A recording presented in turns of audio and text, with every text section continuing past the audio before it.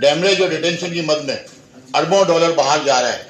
हुकूमत पाकिस्तान से हमने गुजारिश की, हमने कोशिश की कि सालदार साहब से हमारी मीटिंग हो सके, उनसे मुलाकात हो सके, लेकिन उनके पास टाइम नहीं है आम आवाम से मिलने के लिए।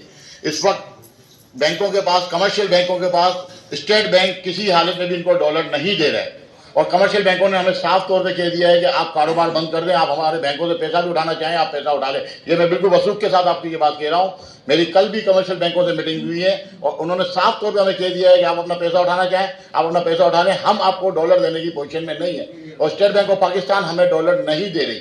सेक्शन 40A के तहत FBR के जो मेम्बरान है, FBR के अरकान हमारे बैंकों में जा रहे हैं और बैंकों में जाके बैंक मैनेजर को बाकायदा धमकियां दे के हमारे अकाउंटों से पैसे ले दिए जा रहे हैं, हमारे अकाउंटों से पैसे ले जा रहे हैं सेक्शन 40A के तहत। इसके बाद जब हम वहाँ पहुँचते हैं कमिश्नर के पास, तो कोशिश तो हमारी ये होती है कि हम अपील में जाके वो पे ऑर्डर एज इट इज रुकवा दें।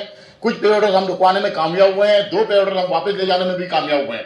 बकाया पे ऑर्डर जो है उन्होंने कैश करा लिए हैं, अब वो अपील में केस चलेंगे और नाजायज तरीके से जो है वो हमसे पैसा लिया जा रहा है। ये वो उन अकाउंटों से पैसा लिया जा रहा है जो कि इम्पोर्टर्स के हैं, और इम्पोर्टर एडवांस सेल टैक्स और एडवांस इनकम टैक्स पे करता है गवर्नमेंट ऑफ पाकिस्तान को।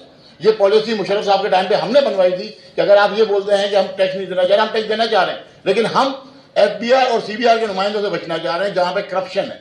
तो इस वक्त मुल्क जो है वो आपका बैंकक्रप्ट हो चुका है। कोई ये मत सोचे कि बैंकक्रप्ट नहीं है। अगर हमने स्टेट बैंक ऑफ पाकिस्तान को जो नोट के ऊपर जो चीज लिखी हुई है हामिद हाजा मुतालबे पे अदा करेगा, हमने अपना मुतालबा कर दिया कि आप हमें इस अकाउंट पैसे के अगेंस्ट सोना दें, तो गवर्नमेंट ऑफ पाकिस्तान के पास सोना नहीं हमें देने के लिए। तो हम आज ये बात कह रहे हैं कि इसके भयानक नतीजे निकलेंगे। आप जाकर दुकानें हमारी बंद कराने की कोशिश करेंगे। आज आप देख लें जिस तरीके से लोग बेरोजगार हो रहे हैं, किस सेक्टर से हो रहे हैं। आपने नई इंडस्ट्रीज नहीं लगने दी, नया कारोबार आपका रुक गया, इंडस्ट्रीज आपकी बंद हो रही हैं। अगर हमारी दुकानें बंद हो गई तो आप सोचिए कि आपके पास बेरोजगारी का कितना बड़ा सैलाब आएगा। इस वक्त आपका क्राइम का रेशियो जहाँ पे उसकी सबसे बड़ी जिम्मेदार हुकूमत पाकिस्तान है।